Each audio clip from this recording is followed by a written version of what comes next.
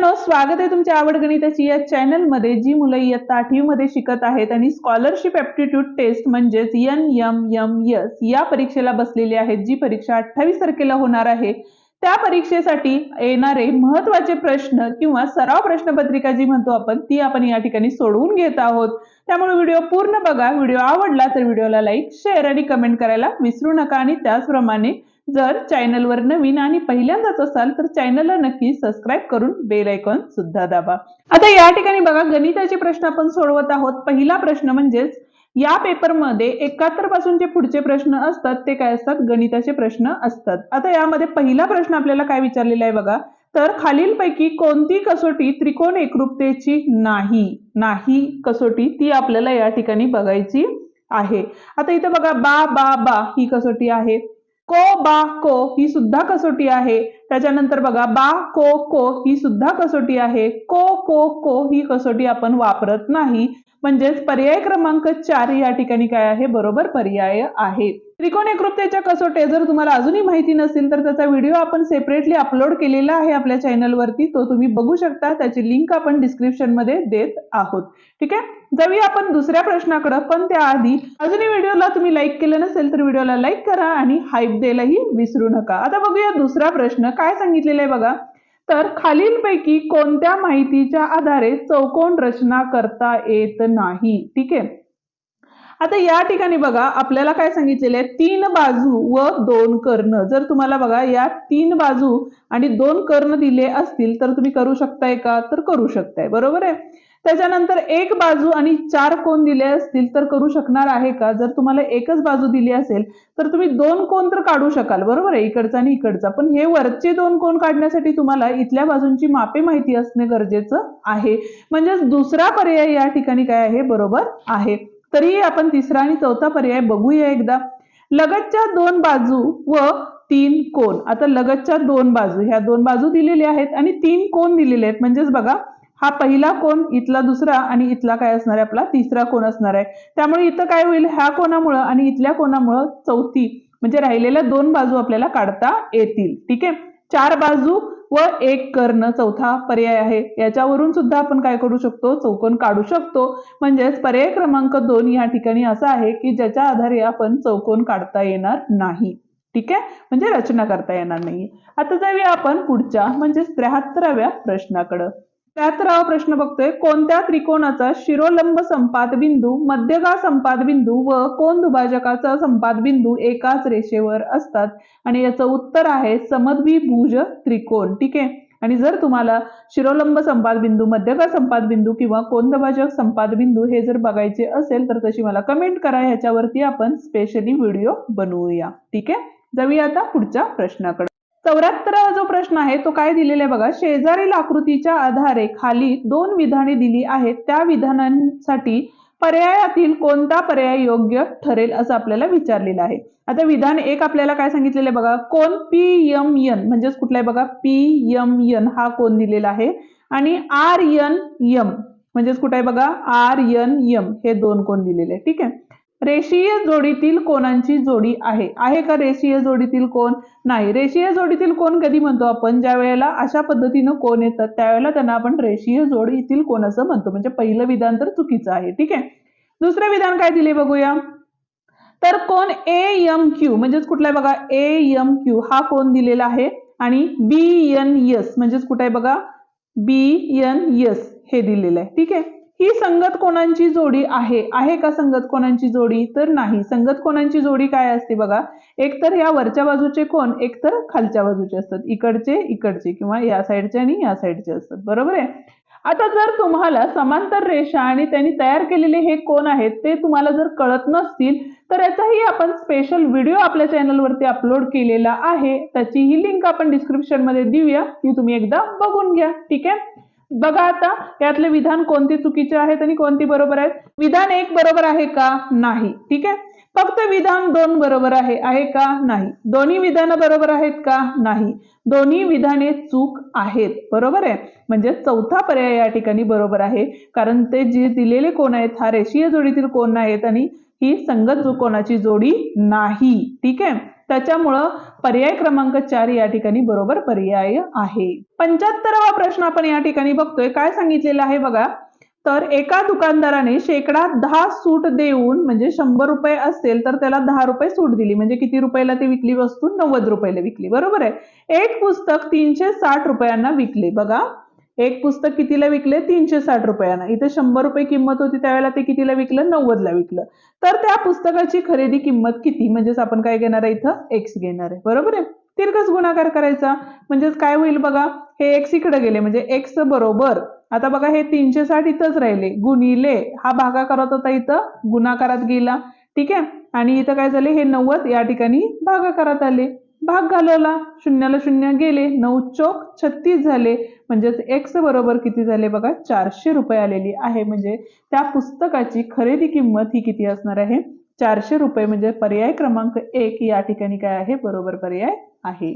आता या ठिकाणी 76 प्रश्न बघतोय, पण त्याआधी अजूनही जर व्हिडिओला लाईक केलं नसेल तर व्हिडिओला लाईक करा आणि तुमच्या मित्रांनाही शेअर करा, जेणेकरून त्यांनाही आपल्या व्हिडिओचा फायदा होईल, ठीक आहे.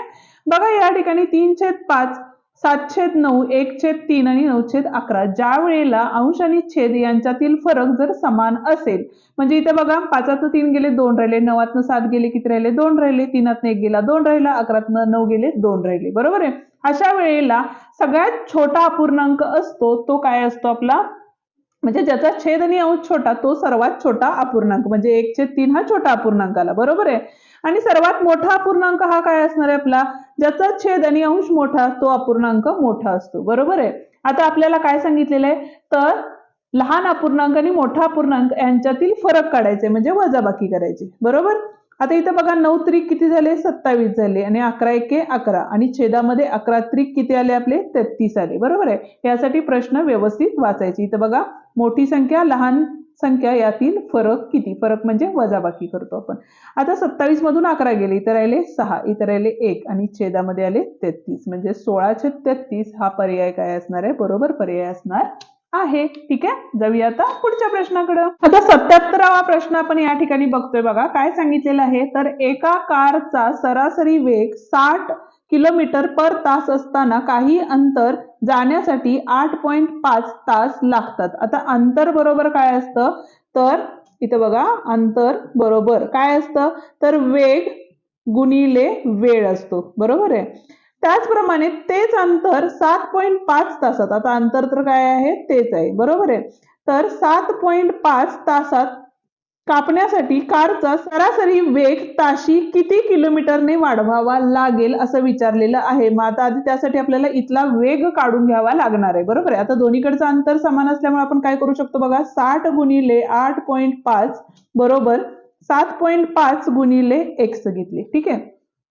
आता या ठिकाणी x बरोबर, आता हा 7.5 होता तो इकडे आल्यानंतर काय गेला? भागाकारात गेलेला आहे, ठीक आहे.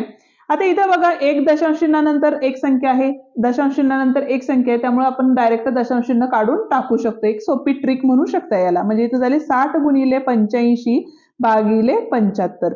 ज्यांना जमत नसेल त्यांनी गुणिले 10 अशा पद्धतीने सोडवलं तरीही चालेल.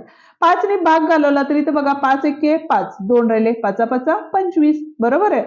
5 एके 5, 3 राहिले, 5 सत्ते 35, 15 एके 15, 15 चौक किती झाले? 60 झाले, बरोबर. 7 चौक 28, 2, 4 एके 4, 5 6, 17 चौक 68 असतात, ते डायरेक्ट घेतलं असतं तरीही चाललं असतं. म्हणजे इथे किती आले बघा? 68 आले. पण प्रश्न कसा विचारलेला आहे आपल्याला, तर कारचा सरासरी वेग ताशी किती किलोमीटरने वाढवावा लागेल. आता इथं किती होता आपला? 68 वाढवलेला, बरोबर आहे. आणि आधीचा वेग किती होता आपला? -60, म्हणजेच कितीने वाढवावा लागणार आहे? 8, बरोबर आहे. म्हणजे त्याचं उत्तर काय असणार आहे बघा, या ठिकाणी पर्याय क्रमांक 4 या ठिकाणी बरोबर आहे. आता प्रश्न फिरवून विचारले, त्यामुळे तुम्ही डायरेक्ट काय केलं असतं? 68 केलं असतं, तर 68 हा पर्याय सुद्धा दिलेला आहे, पण तो करायचा आहे का आपल्याला? नाही. तर आपल्याला काय विचारलेलं आहे? सरासरी वेग ताशी किती किलोमीटरने वाढवावा लागेल. म्हणजे आधी 60 होता, 60चा किती करायला लागेल? 68 करायला लागेल, म्हणजे 8 ने वाढवावा लागेल, बरोबर आहे. जाऊया आता पुढच्या प्रश्नाकडे.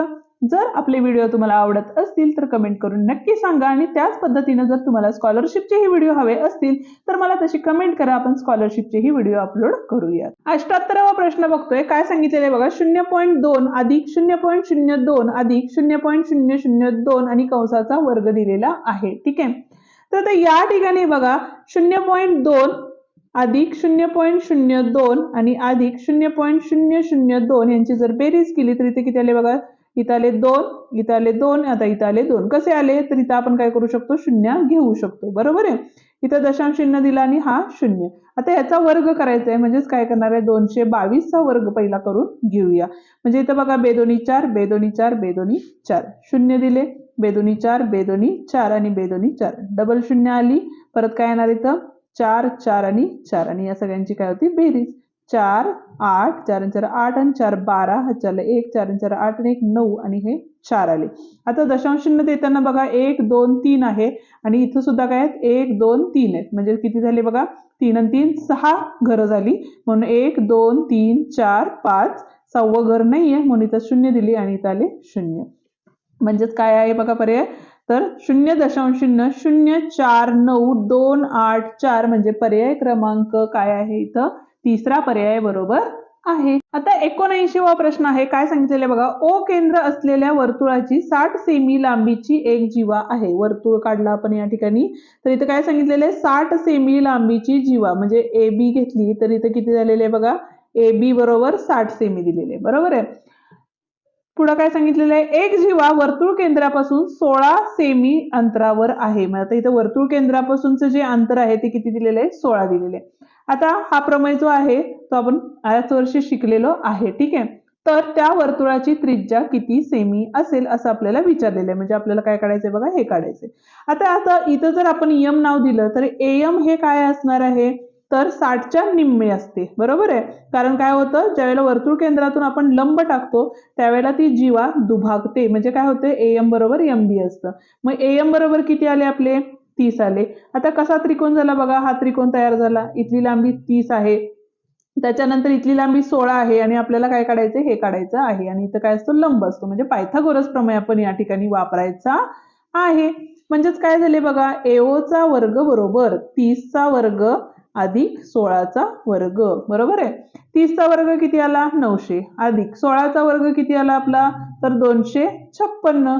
इथं बघा 6 आले, इथं आले 5 आणि 9 10 11, 1156। आता 1156 कशाचा वर्ग आहे आपला, तर यामध्ये पर्याय जर बघितले तर इथं बघा किती आहे, 6 आहे, बरोबर आहे।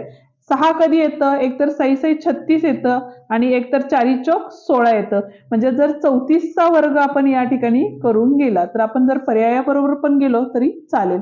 4 चौक 16, हातच्याले 1, 4 त्रिकम 12 आणि 1 13 झाले 0, 4 त्रिकम 12, हातच्याले 1, 3 त्रिक 9 आणि 1 10, 6 5 1 1 आला का, म्हणजेच पर्याय क्रमांक 4 या ठिकाणी बरोबर पर्याय आहे। अजून वेगळ्या पद्धतीनेही आपल्याला वर्गमूळ काढता येतं, जर ती पद्धत तुम्हाला हवी असेल तर तुम्ही मला कमेंट करा, आपण ती पद्धत ही सांगूया। 80 प्रश्न बघतोय, काय सांगितलेले बघा, एका इष्टिकाचिती आकाराच्या पेटीचे घनफळ 150 घन सेमी असून, आता घनफळ किती दिलेलं आहे, 150 दिलेलं आहे, बरोबर आहे। तर लांबी 10 सेमी दिलेली आहे, रुंदी 5 सेमी दिली असेल तर तिची जाडी काढा। जाडी म्हणजेच काय असती, उंची असती। आता इष्टिकाचितीचे घनफळ काय असेल, लांबी गुणिले रुंदी गुणिले उंची असते, बरोबर आहे। आता इथं काय होईल बघा, हे 150 तसेच राहील, लांबी गुणिले रुंदी जे होते ते काय आली, इथं आल्यावर भागाकारात गेली आणि हे एच तसेच राहिले, म्हणजे उंची तशीच राहिली। या शून्याला शून्य गेली, 5 1 5, 5 त्रिक 15, म्हणजेच एच बरोबर किती आलेलं आहे आपलं, 3 सेमी इतकं आलेलं आहे। म्हणजेच पर्याय क्रमांक 2 या ठिकाणी बरोबर पर्याय आहे। 81वा प्रश्न बघतोय, काय सांगितलेलं आहे बघा, एका वर्तुळाकृती बागेचा व्यास हा 84 मीटर असून, ही वर्तुळाकार बाग आहे आणि बागेचा व्यास हा काय दिलेला आपल्याला, 84 मीटर दिलेला आहे। त्या बागेभोवती 3.5 मीटर रुंदीचा एक वर्तुळाकार रस्ता तयार केला। आता ही बाग आहे आणि या बागेभोवती काय केलेलं आहे, 3.5 मीटरचा रस्ता तयार केलेला आहे, तर त्या रस्त्याचे क्षेत्रफळ काढा। ठीक आहे, आता यामध्ये तुम्हाला पहिल्यांदा तर काय करायला लागेल बघा, जे छोटा वर्तुळ आहे, बरोबर आहे, म्हणजेच बागेचे क्षेत्रफळ काढायचं झालं तर काय असणार आहे बघा, इथं 84 हा काय व्यास आहे आपला, ठीक आहे, म्हणजेच त्रिज्या किती असणार आहे, याच्या निम्मे असणार आहे. 2 चोक 8 आणि इथं 2 दोन्ही 4. सूत्र काय आहे आपलं, पाय आर वर्ग. पायची किंमत किती असते, 22/7 गुणिले आर किती आहे आपला, 42 गुणिले 42. बरोबर आहे. भाग घालवा. 7 एके 7, 7 चक्क 42. बरोबर. आता राहिले किती, 22 गुणिले 6 गुणिले 42 यांचा गुणाकार करा. तर इथं बघा साई दोन्ही, आता बघा 22 गुणिले 6 केले, साई दोन्ही 12 1 साई दोन्ही 12 1 13 झाले. बरोबर. 42 न पण गुणलं. 2 दोन्ही 4 4 3 दोन्ही 6 आले, 2 एके 2 0, 4 दोन्ही 8 4 त्रिकम 12 4 एके 4 आणि 1 5, 4 8 6 6 12 आणि 1 13 14, 5 आले, इथं आले 5. ठीक आहे. म्हणजे इथे किती आले बघा, 55 44 आले. ठीक आहे. आता रस्त्याचे काढायच्या आधी आपल्याला काय करायला लागेल, ह्या पूर्ण वर्तुळाचे क्षेत्रफळ काढायला लागेल. बरोबर आहे. म्हणजे मोठ्या वर्तुळाचे क्षेत्रफळ काय असणार आहे बघा, इथं 22/7 गुणिले, आता आर घेताना बघा इथली त्रिज्या किती होती आपली, 42 होती. बरोबर आहे. त्यात काय झाले आपले 3.5 वाढले, म्हणजेच किती झाले, हे 5 तर तसेच राहिले, इथं आले 5 आणि इथं आले 4, म्हणजे 45 पॉईंट किती आले, इथं 5 आले गुणिले 45.5 झाले. इथं बघा 7 एके 7, 7 चक्कम 42, 3 राहिले, 7 5 35 म्हणजे 6.5 राहिले. म्हणजे इथं बघा 22 गुणिले 6.5 गुणिले 45.5 आले. आता या सगळ्याचा काय करायला लागेल, आपल्याला गुणाकार करावा लागेल. आता गुणाकार केला तर या ठिकाणी बघा काय होईल तुमचं, तर पहिल्यांदा आपण काय करू, 22 गुणिले 6.5 केले. ठीक आहे. 5 दोन्ही 10, हातच्याला 1, 5 दोन्ही 10 आणि 1 11 आले, 0. साई दोन्ही 12, हातच्याला 1, साई दोन्ही 12 आणि 1 13, 0 3 4 आणि 1 आले, 1430. पण एका संख्येनंतर दशांश चिन्ह होतं, त्यामुळे ही पुढची संख्या निघून गेली. आता राहिली काय आपले 143 गुणिले कुठली संख्या राहिली बघा, परत एकदा 45.5 राहिले. मग गुणाकार केला. 5 3 15, हातच्याला 1. ठीक आहे. 5 चोक 20 आणि 1 21, 2 आले, 5 एके 5 6 7 0. परत ती संख्या येईल 5 1 7, परत काय येणार आहे, डबल 0 येईल. 4 त्रिकम 12, हातच्याला 1, 4 चोक 16 आणि 1 17, 4 एके 4 आणि 1 5. ठीक आहे. तर इथं काय झाली बघा बेरीज, आता इथं हे 5, इथं आले 6, 7 8 9 आले इथं. ठीक आहे. 7 आणि 3 10, हातच्याला 1, 7 आणि 7 14 आणि 1 15, हातच्याला 1 आणि इथं आले 6. एक संख्येनंतर दशांश चिन्ह, त्यामुळे इथं दशांश चिन्ह आला. आता गुणाकार किती आला बघा आपला, तर 6 5 0 6 दशांश चिन्ह 5 आला. आधी जो वर्तुळाचे क्षेत्रफळ काढले होते ते किती होते तुमचे, 55 44 होते. बरोबर आहे. दशांश चिन्ह नंतर 0 द्या, इथं आले 5, हे दशांश चिन्ह आहे. 7 न 4 गेले 2 आले. आता इथं 10 न 4 गेले 6 राहिले, परत हातच्याला 1 दिला म्हणजे इथं झाले 4, इथं झाले 14, 14 म्हणजे इथं 9 आले, इथं झाले 5 म्हणजे 0. 962 दशांश चिन्ह 5 हे काय असणार आहे, इतकं त्या ह्याचे क्षेत्रफळ, रस्त्याचे क्षेत्रफळ असणार आहे. म्हणजे पर्याय क्रमांक 1 या ठिकाणी बरोबर आहे. काय केलं बघा, पहिल्यांदा ह्या आतल्या वर्तुळाचे क्षेत्रफळ काढले, त्याच्यानंतर ह्या पूर्ण मोठ्या वर्तुळाचे क्षेत्रफळ काढले आणि मोठ्या वर्तुळाच्या क्षेत्रफळातून ह्या छोट्या वर्तुळाचे क्षेत्रफळ आपण वजा केल्यानंतर आपल्याला काय मिळाले, या रस्त्याचे क्षेत्रफळ आपल्याला मिळालेलं आहे. ठीक आहे. आता या ठिकाणी बघा आपल्याला 82वा प्रश्न आहे. तर घनमुळात 0.0219552 याचे घनमूळ काय आहे ते तुम्ही मला काढून उत्तर कमेंट करायची आहे. जर तुम्हाला नाही जमलं तर तशी कमेंट करा. आपण पुढचा पेपर सोडवत असताना हे गणित सुद्धा सोडवून देऊयात. ठीक आहे. जाऊया आता पुढच्या प्रश्नाकडे. पण अजूनही व्हिडिओला लाईक केलं नसेल तर व्हिडिओला लाईक करा, तुमच्या मित्रांनाही व्हिडिओ शेअर करा आणि हाईप द्यायलाही विसरू नका. ठीक आहे. तर बघूया पुढचा प्रश्न. 83वा प्रश्न बघतोय बघा, x घन अधिक x वर्ग वजा x अधिक वजा 1 आहे. ठीक आहे. यातनं जर सामायिक केलं किंवा याचे अवयव पाडले तर आता अवयव पाडताना काय होते बघा, इथं एकेकाचे अवयव पाडून घेऊया. x घन अधिक x वर्ग वजा x वजा 1, म्हणजेच x वर्ग जर बाहेर काढलं तर आतमध्ये काय राहील आपलं, x अधिक 1 राहिले. ठीक आहे. इथनं वजा 1 बाहेर काढले, x अधिक 1 राहिले. म्हणजेच काय झाले बघा इथं, तर x वर्ग वजा 1 हा 1 राहिला आणि दुसऱ्या कंसात काय येईल, x अधिक 1 येईल.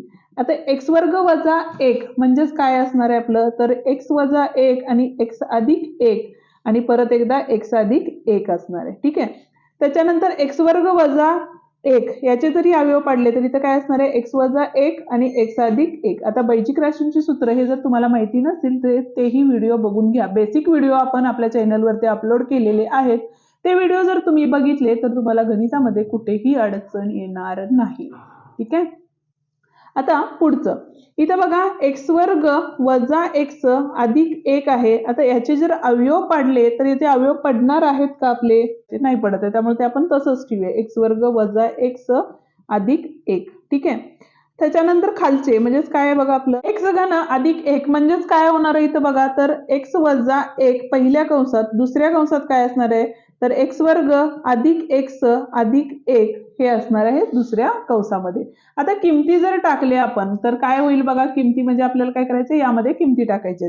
तर इथं बघा पहिल्याची किंमत काय आली होती आपली एक्स वजा 1 पहिला कंस, दुसरा कंस एक्स अधिक 1 आणि एक्स अधिक 1. ठीक आहे.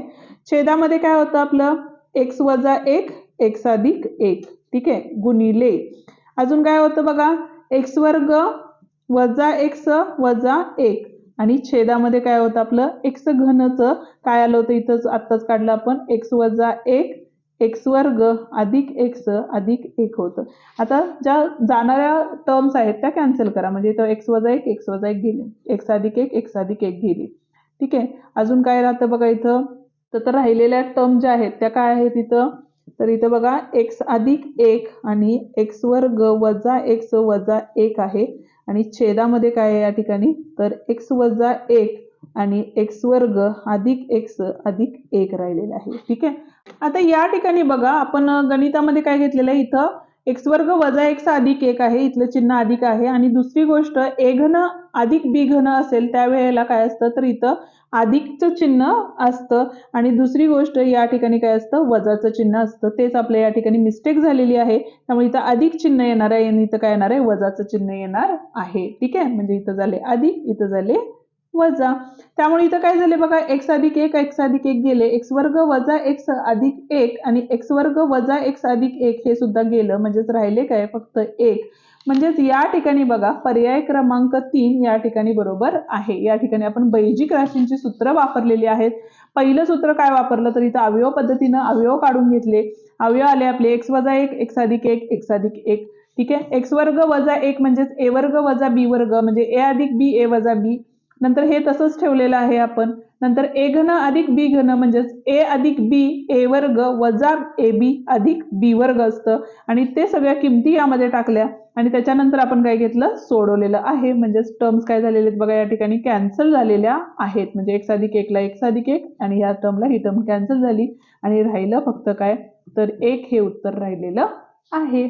84वा प्रश्न बघतोय. काय सांगितलेलं आहे बघा आपल्याला, तर 5x वर्ग अधिक 10x वजा 175 हे सगळं आपण 8वीच्या व्हिडिओमध्ये शिकलेलो आहे. त्यामुळे 8वीच्या प्रकरणांचे व्हिडिओ बघितले तरीही चालतील, ते तुम्हाला अत्यंत सोपे जातील, जेणेकरून तुम्हाला समजायला सोपं जाईल सगळं. ठीक आहे. आता इथं बघा एक्स अधिक 7 आहे. आता एक्स अधिक 7 ला अशी कोणती संख्या आहे ज्यांनी गुणलं तर 5x वर्ग येईल. इथं काय आहे सगुणक 5 आहे, त्यामुळे 5नी 1 आहे, 5नी गुणावं लागेल. इथं x आहे म्हणजे अजून एका x नी गुणावं लागेल.